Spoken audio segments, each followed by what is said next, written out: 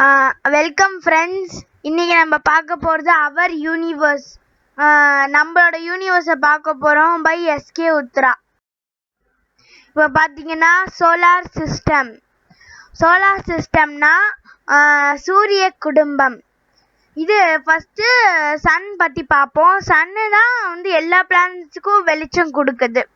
இப்போ நீங்கள் சன் இல்லைன்னா இந்த இடத்துலலாம் வெளிச்சமாகவே இருக்காது. ஃபஸ்ட்டு சன்னு ஃபயர் ஆஃப் பால்னால அதில் எல்லோ கலர் லைட்டு எல்லா லைட்டு ரொம்ப காலங்காத்தால் ஏந்து பார்த்தீங்கன்னா 7 மணிக்கு மேலே ரொம்ப வெளிச்சமாக இருக்கும்ல. ஏன்னா சூரியன் எல்லா பிளானட்ஸ் மேலே படுறதுனால எல்லா இதுக்கும் வெளிச்சம் கிடைக்குது. இங்கே நம்ம அடுத்தது பார்த்தா மெர்க்குரியில் கண்டிப்பாக யாராலையும் வாழ முடியாது. ஏன்னா சன் கிட்ட ரொம்ப கிட்ட இருக்குது. அதில் கோல்டு இதுவே கிடையாது. அதனால நம்ம அதில் கண்டிப்பாக வாழ முடியாது. வீனஸும் அதே மாதிரி தான். இது அதே மாதிரி ரொம்ப கிட்ட இருக்குது. இது ரெண்டும். நம்ம எர்த்தும் கொஞ்சம் அதே மாதிரி தான். சூரியன் கொஞ்சம் அடிக்கும். அதுக்கப்புறம் இங்கே வாட்டர்லாம் இருக்கிறதுனால அது நார்மலாக ஆகிடுது. சூரியன் எல்லாம் சேர்ந்து இது மார்ஸில் வாழறாங்களா இல்லைன்னு நம்மளுக்குலாம் தெரியாது. Jupiter, Saturn, Uranus, Neptune. Pluto முன்காலத்தில் ஒரு பிளானட்னு சொன்னாங்க. இப்போ பிளானட்டா இல்லையான்னு யாருக்கும் தெரியாது. வாங்க நெக்ஸ்ட் இதுக்கு போகலாம். இது காமெட். இது கல்லுக்கெல்லாம் இருக்கிறது ஆஸ்ட்ராய்ட். இப்போ வாங்க நெக்ஸ்ட் போவோம். அவர் எர்த். இதான் நம்மளோட பூமி. இதில் எல்லாரும் வாழ முடியும். ஆனால் அதுக்கு சுவாசிக்கிறதுக்கு மூச்சு எல்லாமே இருக்குது. இங்கே பாருங்கள், 72% வாட்டர் தான் இருக்குது. பாதி லேண்டு தான் இருக்குது. அதனால் வாட்டர் தான் இதில் அதிகமாக இருக்குது. அதனால தான் ப்ளூ கலரில் தெரியுது எர்த்து. சரி வாங்க நெக்ஸ்ட் போவோம். கான்டினென்ட்ஸ். இங்கே பாருங்கள், continents north America, south America, Africa, Europe, Asia, Australia. பாருங்கள் எல்லாமே இருக்குது. அதுக்கப்புறம் லாஸ்ட்டாக அண்டார்டிகா. அதுக்கப்புறம் இங்கே பாருங்கள், இதெல்லாம் நடுவில் இருக்க ப்ளூ இதெல்லாம் oceans. Arctic, north Atlantic, Indian ocean, north Pacific ocean, south Pacific ocean. நடுவில் இருக்கிறது ஈக்வேட்டார். சவுத் இங்க நார்த் அட்லாண்டிக், சவுத் அட்லாண்டிக். இங்க பாத்தீங்கன்னா சதர்ன் ஒரு ஐலண்ட் கான்டினென்ட். 4 பக்கமும் வாட்டர் இருக்கு. அது சொல்லு. ஆஸ்திரேலியா ஒரு ஐலண்ட் கான்டினென்ட். 4 பக்கமும் தண்ணி இருக்கு. ஆஸ்திரேலியா ஒரு ஐலண்ட் கான்டினென்ட். 4 சைடும் தண்ணி இருக்கு. பாருங்க, இந்த சைடும் தண்ணி இருக்கு, இந்த சைடும் கீழேயும் இருக்கு தண்ணி, மேலேயும் இருக்கு தண்ணி. அதனால 4 சைடு. இது ஜப்பான். அது ஒண்ணும் இல்ல, அது பசிபிக் ஓஷன் தான். பாருங்க, பெனின்சுலா. இந்தியா நம்ம இந்தியா பெனின்சுலா. அதனால ஃபுல் ஆஃப் வாட்டர் தான் நிரம்பி இருக்கீங்க. பாதியில் 3 பக்கமும் வாட்டர் தான் இருக்கு. ஓகே வாங்க நெக்ஸ்ட் பிக்சருக்கு போவோம். 7 seas. Most of the surface of the earth is ocean, about 72%. The large ocean is the Pacific, followed in order by the Atlantic, Indian, Southern. It surrounded Antarctica and Arctic. That only five main ocean. So why do people refer to the 7 seas? Because the term 7 seas is very old and was used long before the ships traveled very far, and any of those 5 giant oceans. The age of explanation, which we talked about in class, started in the early 15th century and continued into the 17th century. During this period, Europeans sailed the oceans, exploring Africa, the Americas, Asia, and lot of islands in the oceans called Oceania. But before the 15th century, most sailing took place in or near the Mediterranean Sea.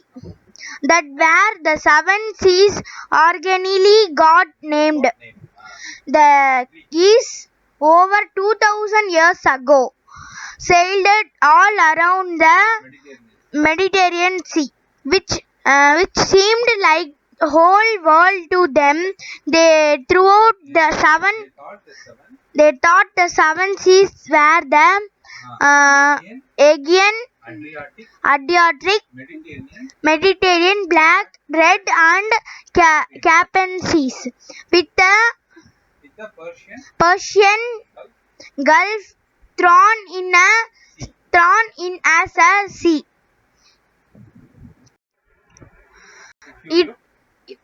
If you look on my map above, the first four of these seven are all in the little body of the water, the Mediterranean Sea, between Africa and Europe.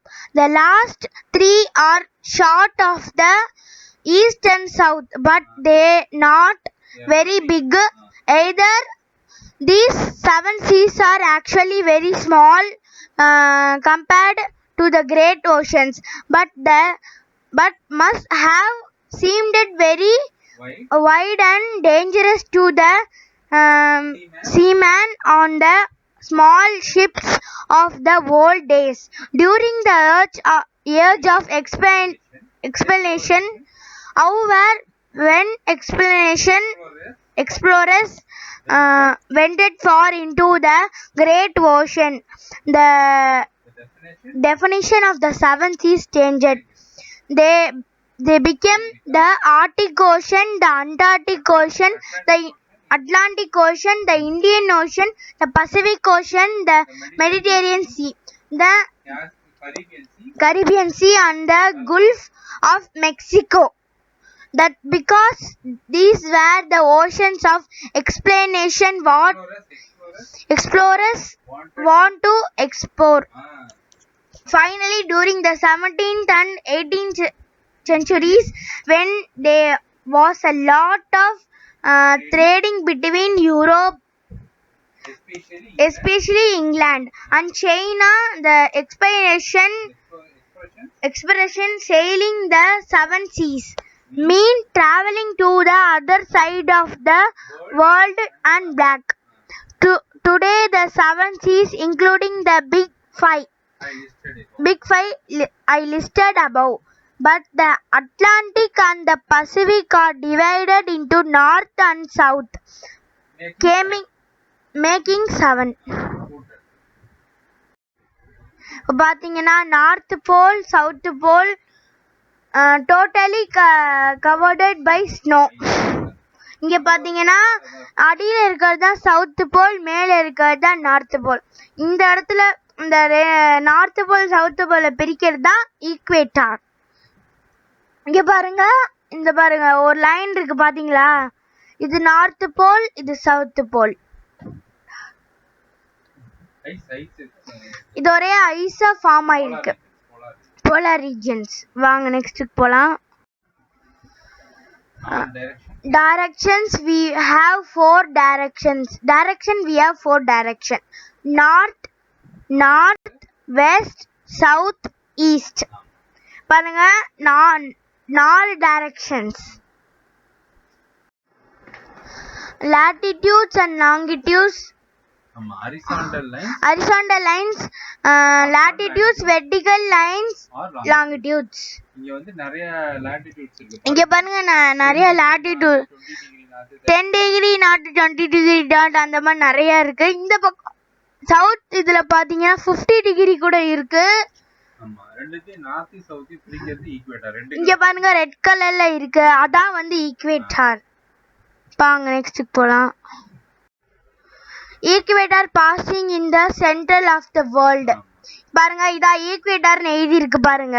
இது வந்து Arctic circle, tropic of cancer, tropic of Capricorn, Antarctic circle.